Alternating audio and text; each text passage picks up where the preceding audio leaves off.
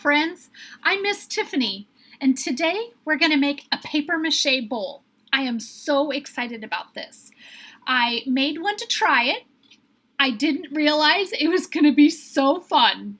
So this is my paper mache bowl that I made. I used a little bit of different colors, kind of have a fall or holiday look. But this will give you an idea of kind of what it'll look like when it's done, at least with my colors. I have I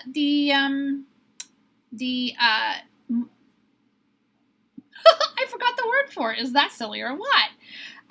The mixture that you make with the flour and water, it still shows, it's on there. You can see it. But I love the texture it gives it and kind of the mottled look that it gives it. I'm just super excited about it. For Christmas and holiday, you know, you can put candies in there, you can put ornaments in there and make a display setting. I love the textured edges. It is so much fun. So let's get started. The materials that you're going to need today for this is a bowl. I didn't use a great big bowl. I used kind of a smaller bowl. You're going to need either some saran wrap or a paper bag. And this bowl is going to go inside, the saran wrap or the paper bag. This will make it a little bit easier. It'll give it the shape, and then it'll be good to for part of the drying. When it gets half dry, you'll want to take it off so that the inside will dry then faster too. But that's down the road a ways. Okay, you'll need a mixing bowl. I use a cookie sheet to work on so that it keeps kind of the messiness together. You'll want to wear clothes that you don't mind if you get flour and water and paste on. Push up your sleeve and let's get into it. You're going to need 1 part flour and 1 part water.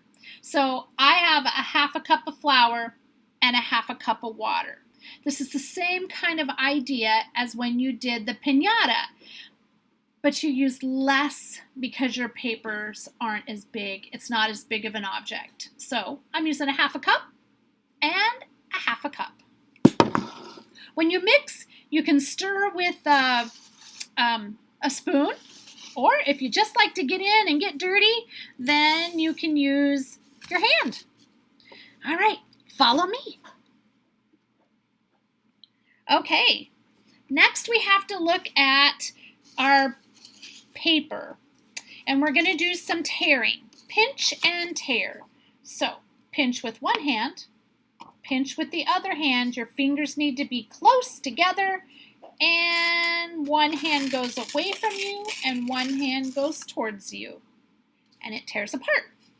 We're going to cut these, or pinch and tear these, into smaller pieces than when we did the piñata. The piñata was long pieces. These we're going to do smaller pieces. It'll give it that, that look where you can put more colors and make the colors kind of pop out, and it will give it this fun edge that's not the same around it. I just love it. Okay, a little more red. You're going to want to make sure that you have enough papers before you start putting them onto your bowl. It is super tough to stop, wash your hands, and then try to tear more. Unless you have another person, then they can always tear more. But just try to make sure you get enough. You're going to be making 2 layers. That will make the bowl stiffer and stronger. And I find it easier if you use a different color for the first layer than the second layer. Then you know you're really getting a full second layer.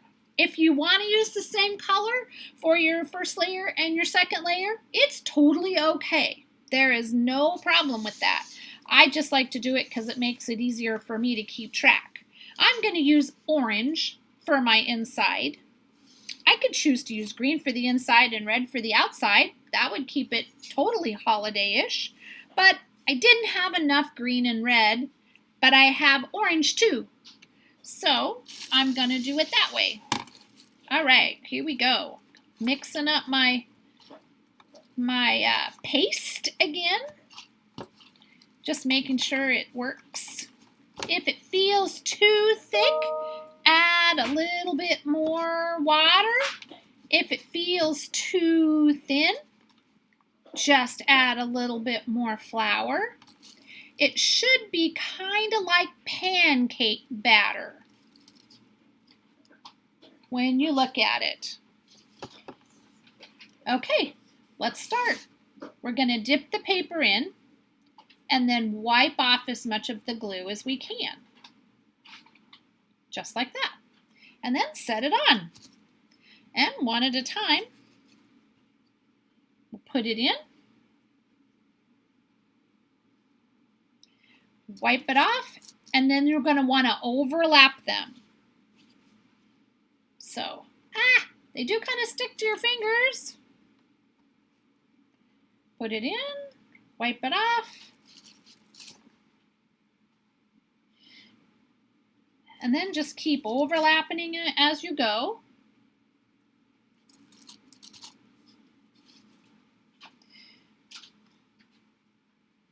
I think I'm going to have to make some that for every holiday. I just love this project, and it's really super fast.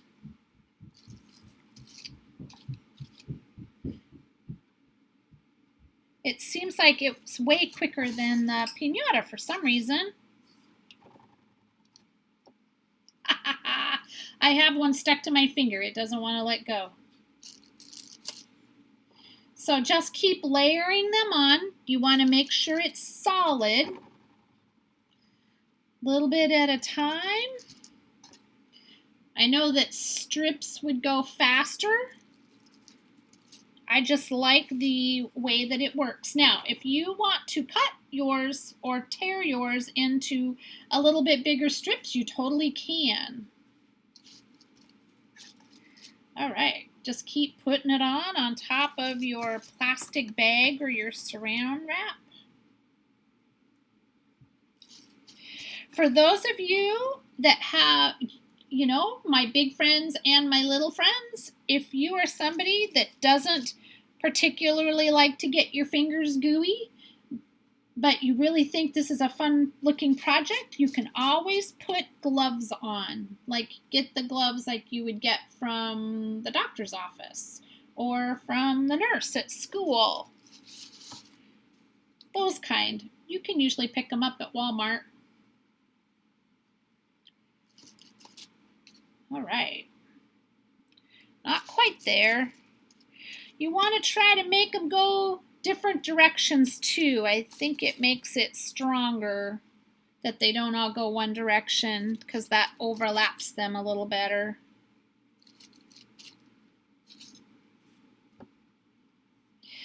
There we go. Kind of watching so I can get all the way around.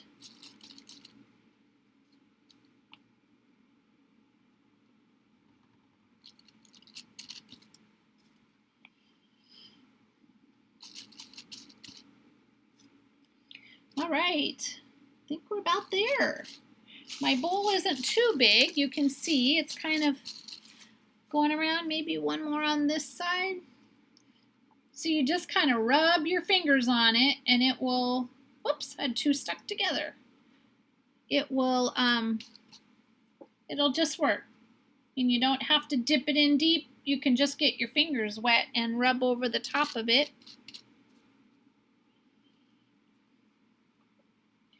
Okay.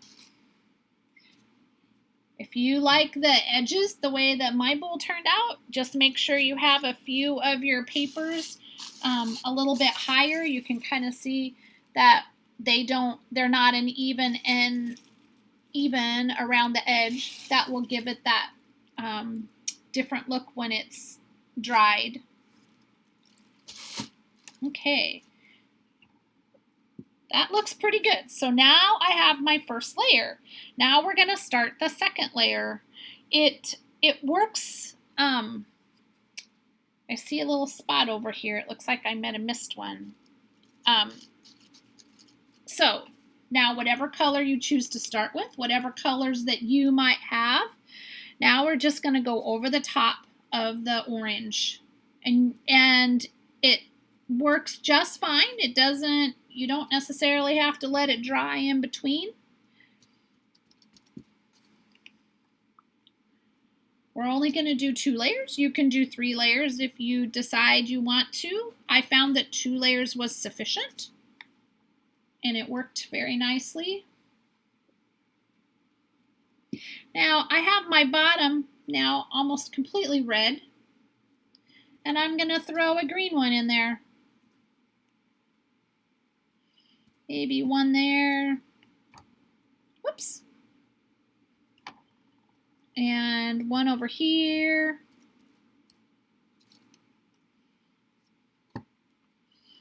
And maybe one here.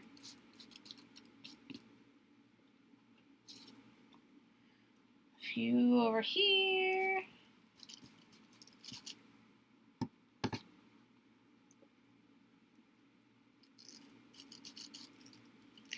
If you decide that it's too much of one color, just take the other color and put it on if you're using 2 colors. Otherwise, you're just using one color, then it's no problem at all then.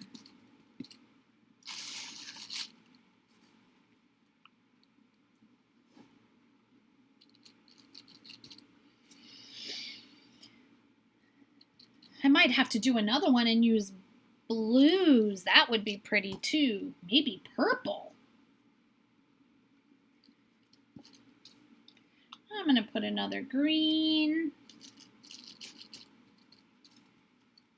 Did you notice that I use my finger and I'll just use my wet finger to pick them up? Makes it easy to pick them up that way rather than grabbing a hold of them. And just kind of paint it down.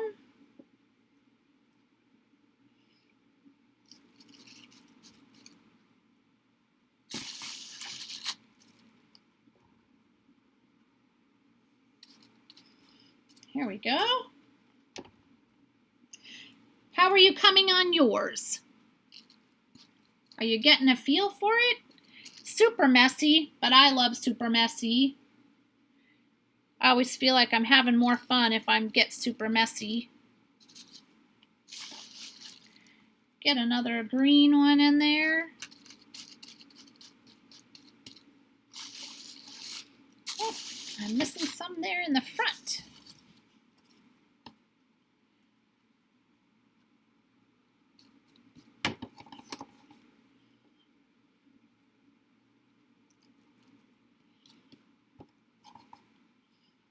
Looks like I still have some in there.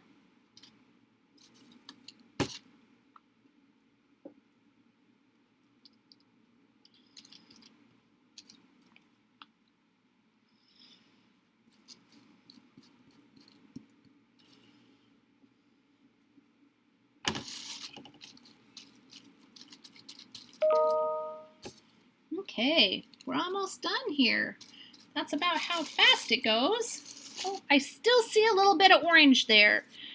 You might want to just circle it around a time and turn it and double check that you don't have any spots of the orange or your base color. Make sure you got a full 2 layers on everything.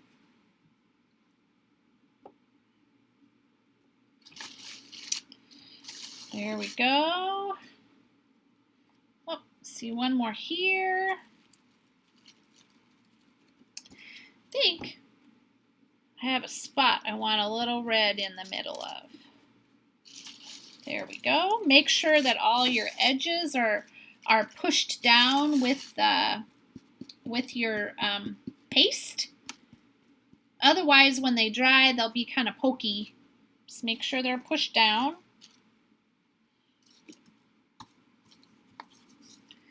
Okay.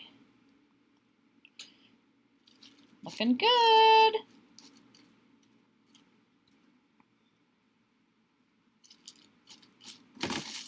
All right. I'm thinking I got it.